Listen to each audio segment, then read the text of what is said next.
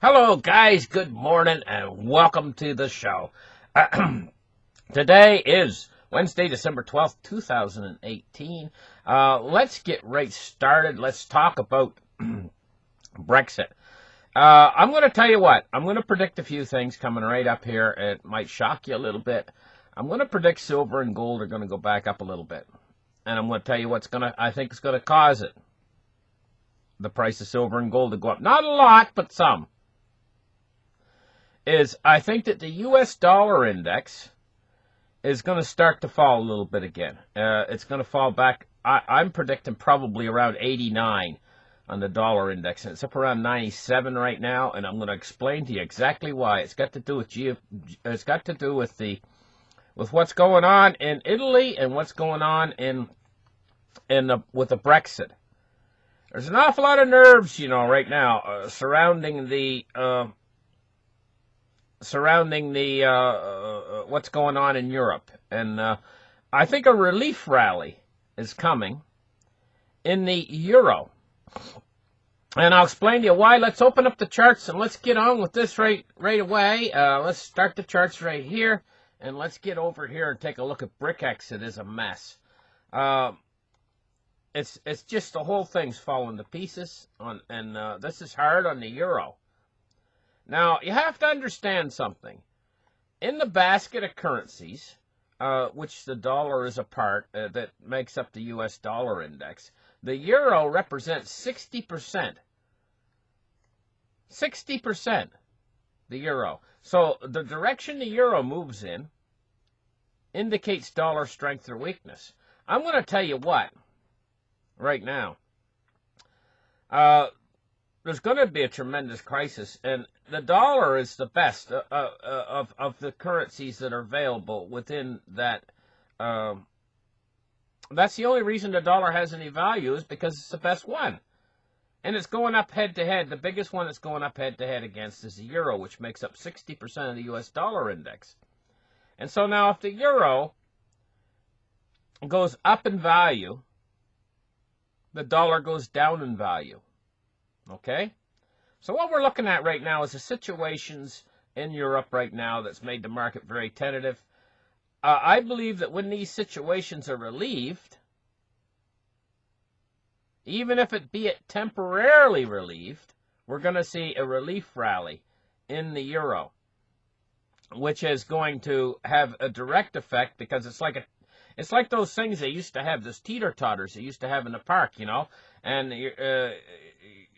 Pop might get on one side and some kid might get on the other side, and they go up and down. Which one side goes up, the other side goes down. Well, that's what the dollar and the euro is like. If they're on a teeter-totter, because the euro makes up 60% of the U.S. dollar index. And so if the euro goes up in value, the dollar's going to go down. And if the dollar goes down in value, gold's going to go up in value. See, it's all like they're on teeter-totters, the whole bunch of them. And the dollar's on a teeter-totter with gold and silver. So here's what we have happening right now. The BRICS is a mess, and it looks like there's three choices out there. Now, what do we know about government? Well, the first thing we found out about government just in the last couple of days is, in France specifically, is that the people really have the power, but they don't know it. Government does not want them to know that. They want them to be quiet and good and just do whatever the government tells them. You jump! Yeah, how high? How high? That's what they want. They want them just to do whatever the government says. It's like Simon Says, and the government says, Simon Says, you go out there and you shovel those turds out of that sewer. And get down there and do it right now for little or no money. Just basically for your wage enough so that you can buy cigarettes and your steak once a week and live in your little crummy house and I mean it's just a total mess. The government has such control over the people that they just squeezing them. They're squeezing the people a little bit more, a little bit more, a little bit more all the time so that the people can't even go out and buy their steak once a week that feed their family anymore. They have to go out and buy dog food. I mean, it's and potatoes is the only thing that they can afford to eat. And because the government's squeezing them. And they always have excuses why they're not going to give the people money. Oh, we got to set a new budget or whatever, you know. But it's all a bunch of baloney, because the real truth of the matter is they got a printing press and they can make as much money as they want. They're just being tight. They're being stingy because they want to take and they want to skim the money off at the top and put it in their own pockets. That's what they're doing. But anyway, given these bunch of criminal racket that runs everything, they'll always opt for the easiest way out. Do you notice that about them? So here we have a mess in Britain. And they have options. The government has options. One option is a hard Brexit. A hard Brexit. They're scared to death of that option. Right? The government. And they've scared everybody else of that option, too. But that's probably the best option. You take a little bit of pain now and break Britain away from these bullies so that Britain can flourish. That's their best option, but they don't see it that way. They see it as a crisis, and we can't do that. Oh, we can't do that. We can't possibly do that. So that's options. They're probably going to decide against it. The hard Brexit on the 29th of March. They're probably going to decide against that. Then they have another option. Their next option is to have a referendum on a new Brexit. Right? That's another option. Well, you got to take into account about half of the British population voted to have a Brexit. And they said, we're going to have this, and they voted for it. Those people are all going to be up in arms if they decide to hold another referendum.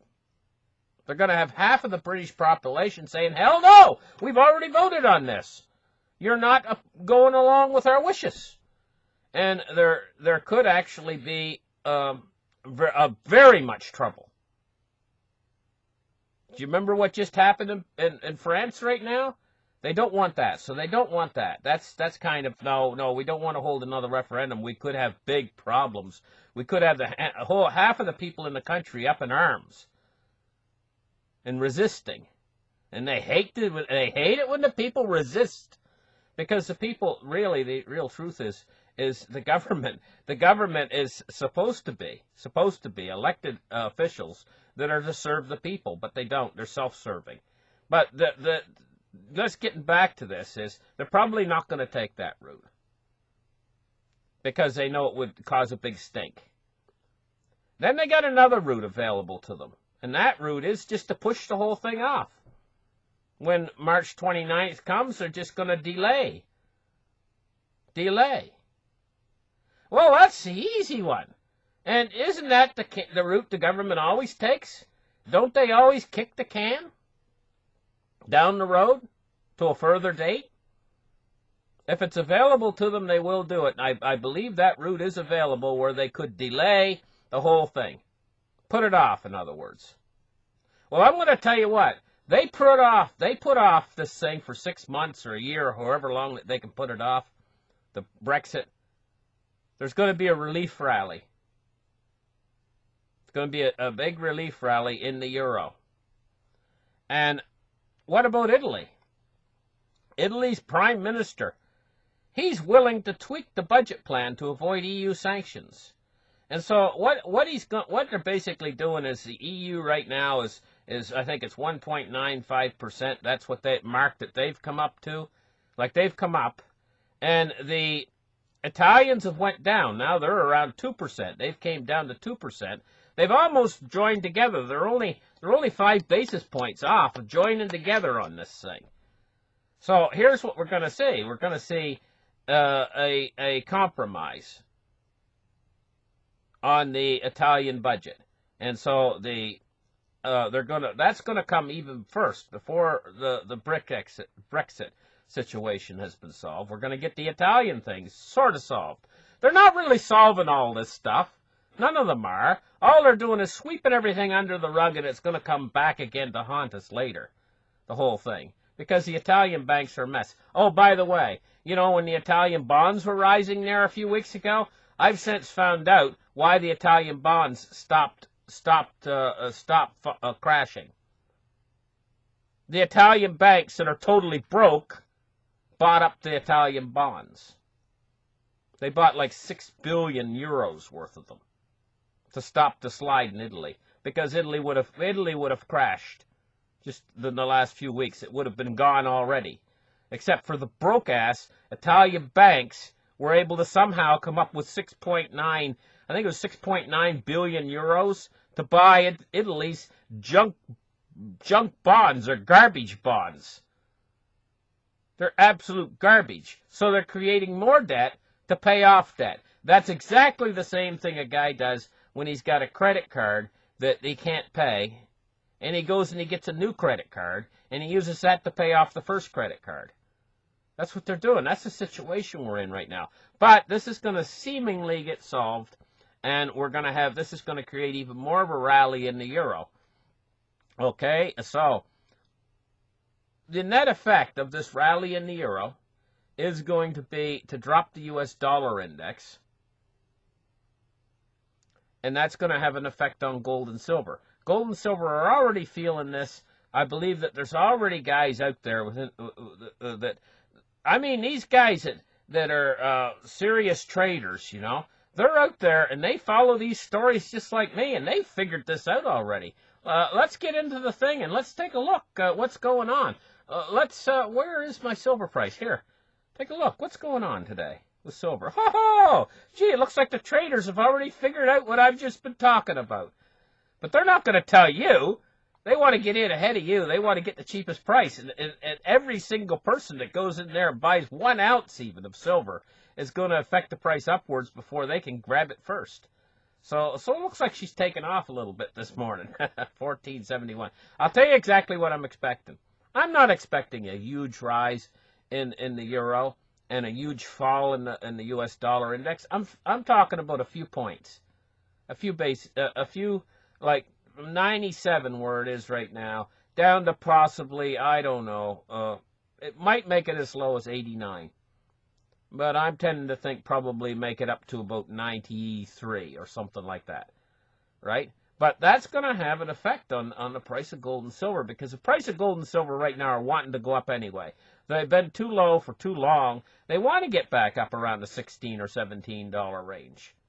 I wouldn't be surprised at all to see silver go back up to $17.25. I would not be surprised at all. And now let's take a look at gold. $12.45 and silver. So gold's up $2.50 and silver is up. I just clicked the silver chart. Why is it bringing me gold? Silver is up to $14.70, 17 cents up today on the day. What's Bitcoin and cryptocurrencies doing? Yesterday on my show, I talked about cryptocurrency, and I said I thought it was oversold. It's trying to bounce. It is trying to bounce. It's been trying to bounce this morning. It's up 34.46. Cryptocurrency market capitalizations are 110 billion. So they're moving back up, and the coins are all in the green again. All the altcoins are in the green. Some of them more than others. We're looking at Bitcoin dominance of 54.9%, and we're seeing that. Let's take a look at my beloved Litecoin, and it hasn't moved up much. $24.53. Honest to gosh, it's only moved up 3% so far. That's not a lot. XRP staying low too, 30 cents. I mean, you can get an XRP for 30 cents. That's great. Ethereum, $90. Boy, that's cheap for an Ethereum. For a whole coin, $90. Okay, I'm going to tell you guys, be careful Bitcoin Cash. I'm going to do a show on my other channel about it. What's going on is, I think Bitmain is a company or whatever. They had a very bad time, and they've lost a lot of money, and it almost looks like they're going to go under. Seriously. And what is Bitcoin Cash if the company that supports it goes under? I mean, $102 seems like a pretty cheap price for one Bitcoin Cash when you consider about a year ago it was like $1,700 for one. Now they're $100, but you know what? I could see them going down to $20. Seriously. I could see them going down to $20. Need to watch my show on the other channel about that. I'm going to explain it in more detail. Anyway, if I'm just going to tell you what I would do. If I had a couple Bitcoin Cashes right now, I'd go trade them for Litecoin. I'd have it done in an hour or less, or 15 minutes or whatever. However long it took me to put them on the exchange, trade them out, and get the other coin. That's what I would do. That's just me, you know. Anyway, what are we looking at here? And we've checked the silver price today. Let's check the Dow Jones today. She's up 244 points. You know, we're going to have these relief rallies, you know, but the market, don't expect it to make new highs or anything like that. The market is just floating along, and it's going to get itself past Christmas, and this is what I figured it was going to do. Told you guys a while back I thought it was going to get past Christmas and the New Year's. Into the next New Year, we're going to have the most terrible year you've ever seen in your life. And I don't think it's going to wait very long into the new year before the whole thing's going to start to disintegrate. But they're going to push everything off. As long as they can push stuff off, they're going to keep pushing stuff off. They've been in this mode of kicking the can down the road, and they're going to continue with this mode as long as they possibly can. So, I mean, so many times now we've said, okay, it's going to collapse, whatever, and it goes past that date. And that's because these politicians who are in charge are very adept at pushing this thing down the road further and delaying and delaying and delaying it. They do whatever they can. It's just what Mario Draghi said. He said, we'll do whatever it takes. And this is the attitude out there. It doesn't matter about future generations if we're going to be broke into the 24th century. That doesn't matter. Whatever it takes now to keep us from having problems and to keep us in power until we're out of power, the politician, then who cares about what comes next? It's just as long as it's not on my watch. That's the way they are. They're a bunch of miserable. Anyway, here, let's take a look at bonds and rates. And now it's starting to happen. We're seeing that this is the reason why, you know, the yield curve. I never make much big business about the yield curve inversion. I know they put a lot of importance behind that, and I understand that. But the thing is I think we're going to see the long end of this yield curve start to rise really fast now. And today's the first day here. We'll get the long end rising really fast, and the short end's going nowhere. And I think this is going to continue. And this, if you think that a yield curve inversion is trouble, you wait until the long end of this curve gets up around 4% or something on say the 30-year crosses 4%, and the 10-year crosses 3.25. Then you're going to see real trouble. You know? Okay, so let's take a look at the U.S. dollar index, 96.98. She's fallen today, but I'm expecting this, like I say, I'm expecting as soon as these two things happen, one, Brexit gets sort of solved, in other words, kicked down the road, and Italy comes to terms with this budget deal, we're going to see strength in the euro. And that strength is going to imply that the dollar is going to ease back some. And so I think we're looking at 93 on the U.S. dollar index when that happens, and I think we're going to see gold and silver pop back up. A couple bucks in silver. I'm not expecting no huge dramatic increase in the price of silver. Just a couple bucks, you know. And gold just maybe, I don't know, 30 bucks or something. Not nothing big, nothing huge, you know, but I'm expecting a little pop in the price. And that I've explained to you the reason why. So listen, thank you guys for listening. Like and subscribe, and we'll catch you in the next show. Bye-bye, guys.